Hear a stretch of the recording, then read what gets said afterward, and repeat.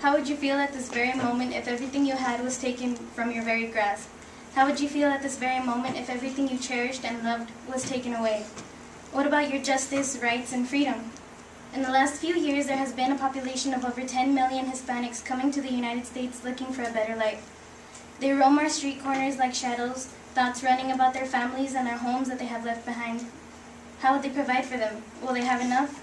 Will there ever be enough? And will they ever get caught? Tomorrow they will disappear into the trees and wave goodbye, but never forget. Some leave with good intentions, yet some with bad. Now I am not here to drown you with churlish ideas on as to why I do not oppose illegal immigration. I am here to show you the discrimination and labels our country has placed upon the dismantled souls that come here looking for better lives. These spurious ideas that all immigrants come to America to harm us, plot terrorist attacks, or smuggle drugs are complete gibberish. What about the other surfeits, or 80 or so % of immigrants that are jumping the border because their children haven't eaten in 3 days? Or the children that have never had to learn English because the system permits it by keeping them in ESL instead of immersing them? Many of the non-immigrants that would say these things don't know a second language themselves and have no idea how convoluted it is to learn one. We need to consider the alternative. More often, the alternative is a war-torn country or starvation or even famine and disease. The stereotyping needs to stop. Mexicans don't always jump the border illegally because they don't care. They can't feed their families, and it costs money that they don't have to start a life on the other side of the border legally. And it is not only Mexico, it is also China, Iran, and Latin America that is caught in this net of ignorance. From being called inimical animals, from cacophonous, livid sayings like, "Go back to your country and you don't belong here." What do you mean they don't belong here? If it wasn't for immigrants, we wouldn't be here right now. It was immigrants who discovered the very place we are blessed to be in. Corrupted governments and violence are what force families to do the illegal and the immoral. Stress and pressure is what pushes them to do the abominable and murder or sell drugs. To them, it is do or die. And as their torn countries rip them apart mentally and physically, there is one perfect choice of the American dream. More bound children at the arms of their distraught mother entreating the seraphic man in the sky while lying on a single torn blanket in the hot desert. This is what they go through to give their children better lives and a better future.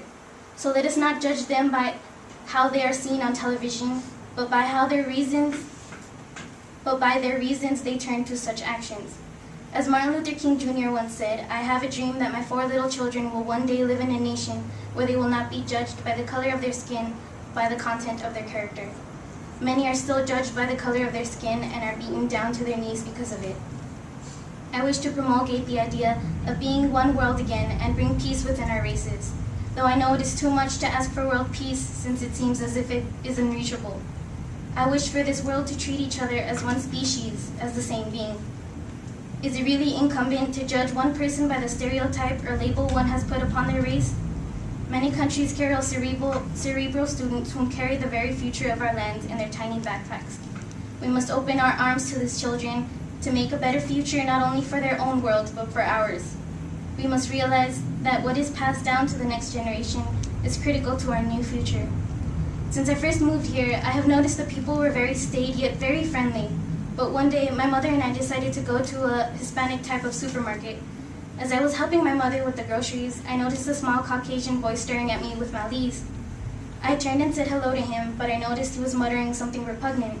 "I hate Mexicans," I heard him mutter repeatedly, and I widened my eyes in surprise. At that point, my livid thoughts began to arise, but I realized it wasn't his fault. It was the influence and idea one implants on these children. It is what goes on in the dinner table of our American families that affect our next generation. If this were to continue or gradually get worse, what would become of our now peaceful country?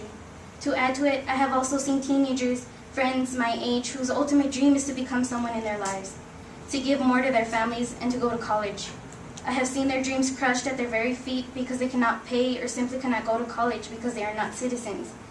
This very student could have become our next president, our next leader, the next person who changed the world.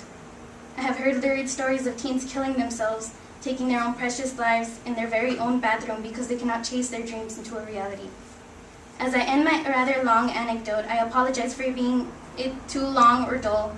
I feel very disappointed in what our country has become, to what others may have seen as a hero, to what is now seen as a nation now drowned of judgmental and political crap. Once again, I do not wish for world peace, but for a sort of peace between our races and our people. Whether it be Asian, Middle Eastern, Mexican, or American, we must become one field under one world. The North is a dream for some and a nightmare for others. Let us not forget where we came from, nor those we have left behind.